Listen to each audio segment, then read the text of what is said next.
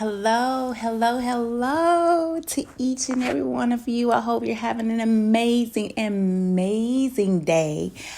I am here for Surviving the Trauma Part 2. Surviving the Trauma Part 2. Okay, let's talk. I want to chat with you all another piece of my heart. This Surviving the Trauma Part 2 is going to be a little bit more intimate, and it's something as a woman that we do not talk about once we have experienced it. But maybe if we talk about it and share how we felt during that time, then maybe someone else can be blessed and helped, because this is actually a situation that many women face and many women endure. But I don't hear a lot of people talk about it because I know it's so sad, but I want to share with you. Surviving the Trauma Part 2 is about when I had a miscarriage. I don't talk about it. Only close friends of mine know about it. And, of course, my family, most of my family. So if I get teary-eyed, y'all don't cry. I'm doing much better with it. Surviving miscarriage, probably around 2012, I found out that I was pregnant. I was living in Ohio at the time, which was weird because we weren't trying to make a baby. But one came about and found out that I was pregnant. And so I was like telling him, like, we're pregnant, and, we told our family.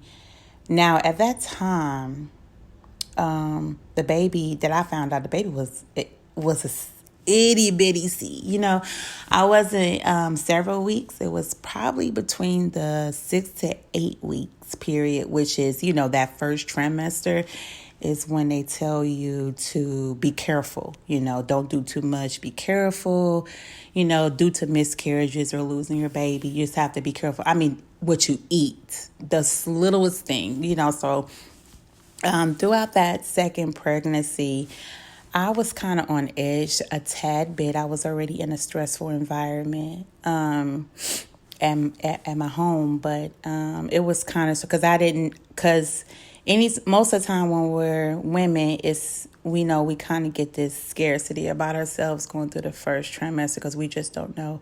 But I felt fearful the second time around. And I was praying to God, like, take this fear away from me. God didn't give me a spirit of fear, power, love, and sound mind. And I was praying that prayer over myself and just praying it every day. But I was kind of slightly excited, and I named the baby, and I was hoping it was going to be a little girl, and that little girl was going to be Jada. And Jada was going to have 2 middle names. So her middle name was my mom-in-law's name and my mother's name, which is Carol as well. And that was going to be her middle name, was both my mom's names.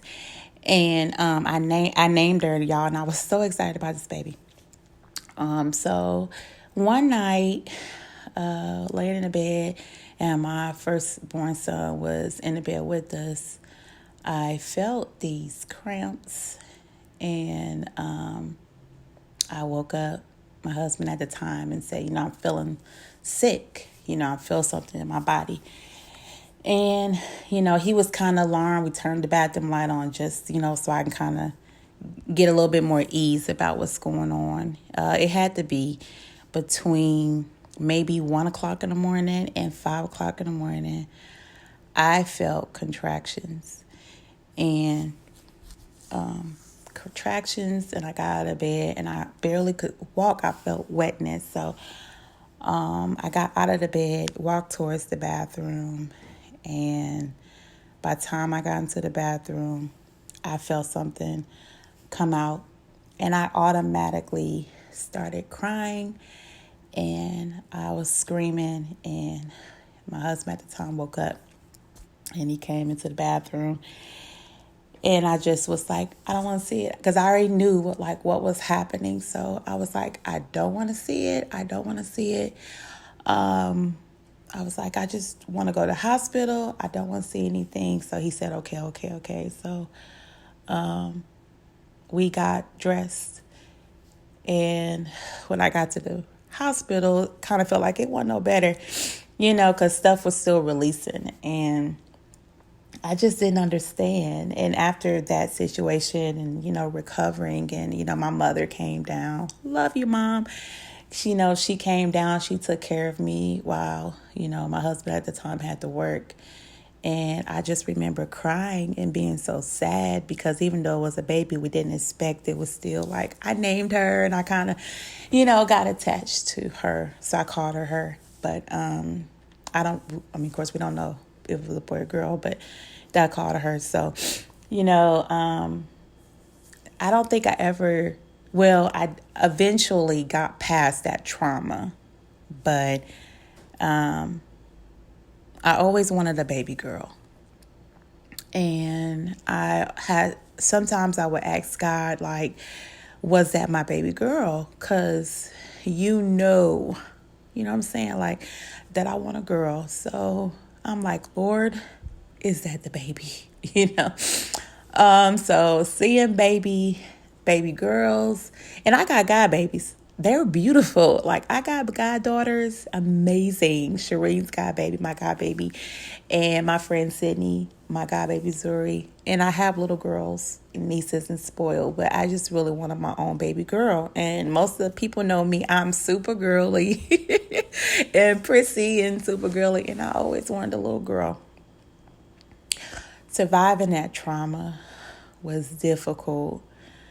Of course, because if you listen to my part 1, then you know about the weight gain issues. And so that was stressful throughout this miscarriage. And just really being attached to something so small. And there was a period that I talked, and I told you I was talking to God in different times, was just like, I want a girl. I want a girl. I really, really want a girl.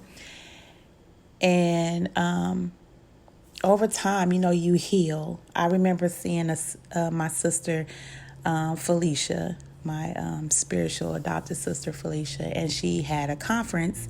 And I went to her conference, and in one of her sessions, she told us to write down something that we have been dealing with, spiritually, and that we wanted God to release us from and everything. So she had these sticks, and gave us scriptures, but we was able to write something.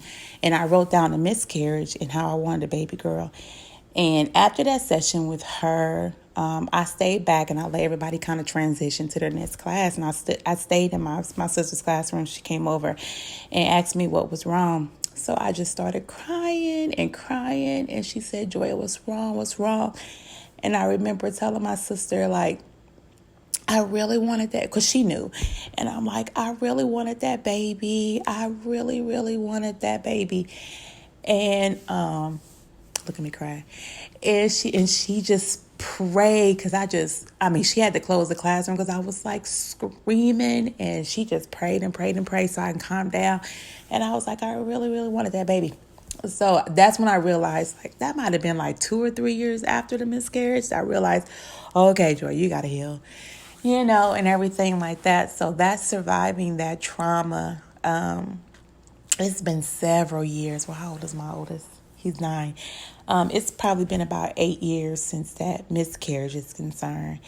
And even though I'm tearing up right now, I am moving, I'm a whole lot better place now. But that is surviving that trauma. Now, when I'm around baby girls, it does come back. But I'm okay with it. Lord knows I still want a baby girl, because I'm just like, I need a baby girl to dress like me so we can dress up together. And so I see baby girls and I'm like, oh, look at this baby girl, and everything. So that's for someone who has dealt with the miscarriages, and maybe you feel like, how can I move past this?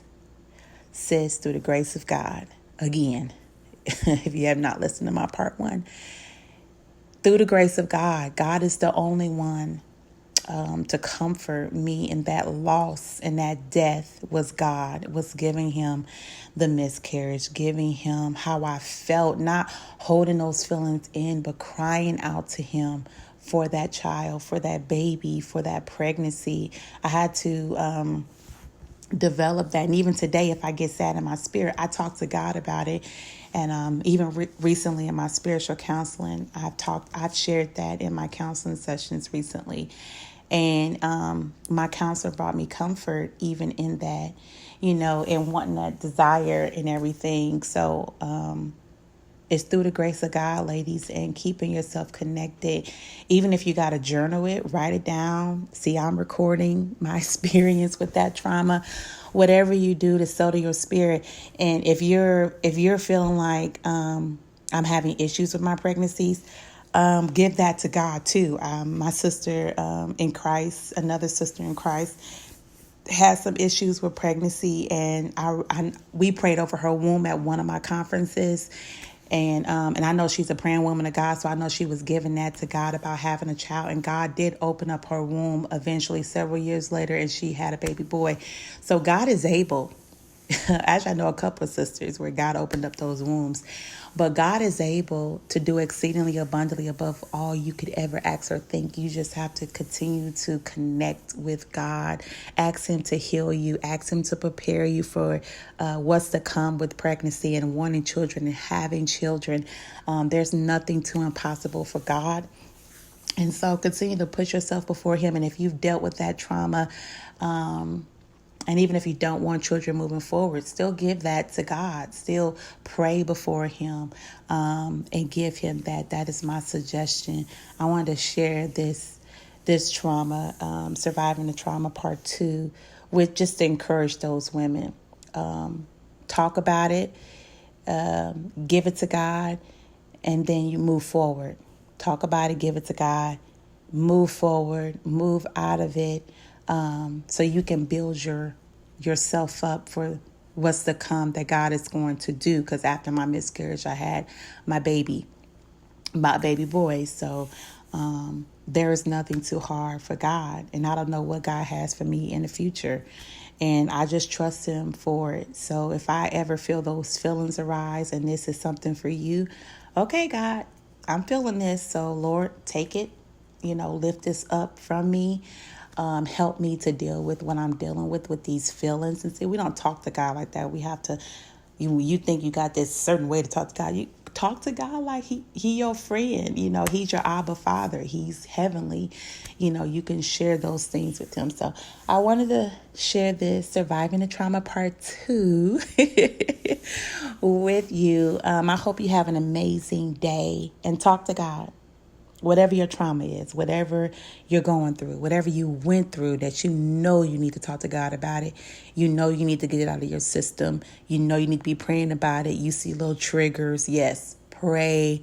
Ask God to help you. Ask God to heal you. Ask God to send you confirmation. Ask God for recovery. Ask God for whatever you need for that moment, because he is listening. He don't sleep. He don't slumber. So you might as well talk to him about it. And he's going to heal you. He did it for me. He's going to do it for you. He still keeps that spot open in my heart for that baby girl, and I don't know what God is going to do, but if he keeps that open in my heart, then I trust you, Lord, and I lean not onto my own understanding. Okay. So be encouraged, ladies. God has got you covered, and remember that you are fearfully and wonderfully made, and you are in control, and you are a queen, and God got you covered. And I want you to have an amazing day.